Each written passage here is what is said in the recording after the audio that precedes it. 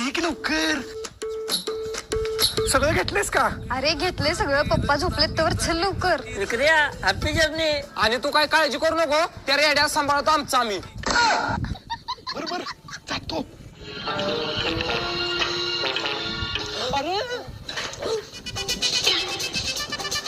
अगं तू तर म्हटलेलीस पप्पा झोपली ती.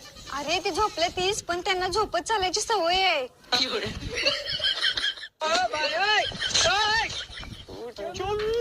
अगं बसा, टाका करू नका. तुझ पण तुम्ही आज कुठं आंघोळ केली?